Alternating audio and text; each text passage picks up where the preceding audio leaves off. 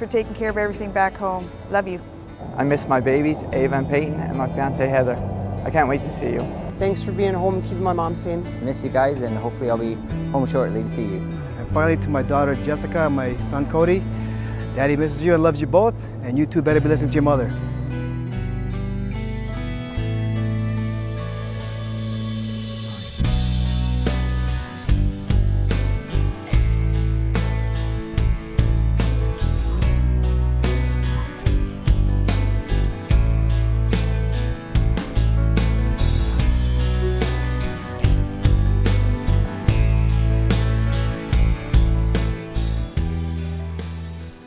The theme behind the video and the song itself is about two sisters, one away at war, one at home. The correspondence between these two different worlds meet. I think it represents not thinking of it as such a negative thing, but knowing that it's just a matter of time before you're reunited with your loved ones. And that in itself gives people the motivation to do the job they're supposed to do, and to to find a way to make sure that they're they do their job and come home safely. One of my dreams was to deploy to, and I just chose Afghanistan as the mission I wanted to go on, and so I had a lot of support. I didn't have any backlash from my family or friends about it. They may have been worried, but they were all supportive. You know, some people say, well, how could you leave your daughter? Well, my thing is, well, I'm asked to go because my skills are needed.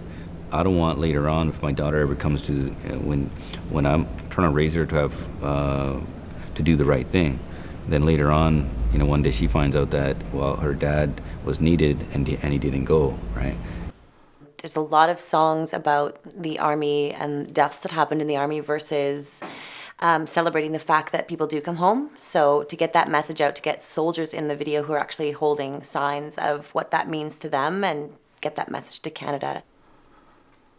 You know, it's a refreshing approach to ending a cause and ending a service to the country people can be proud of, and to to show that, to tell their loved ones that they're coming home, I think is one of the most powerful things you can do with just a simple thing such as a sign.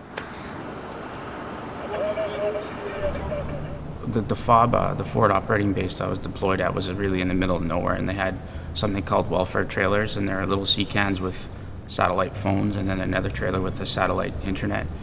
And there's half a dozen computers or phones in there for a few hundred people. So, you go in there, you have a few minutes and do what you need to do, and communicate that way. Sometimes you just call every single day, even when we were in those battles. Like there'd be a lull, and so we take a little break, and I make sure I get a phone call in. Sometimes there'll be a mortar round that lands close by and said, don't worry, we're just doing some practicing right now, but I gotta get going, right?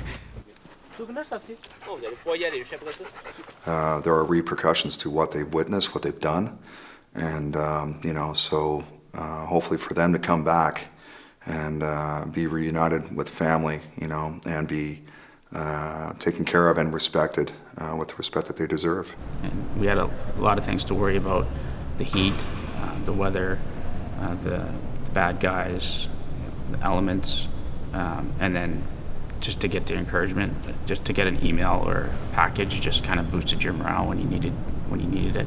Distance can keep you physically apart, but not emotionally. Emotionally, if that bond is there, it's there, right? And nothing could tear that apart.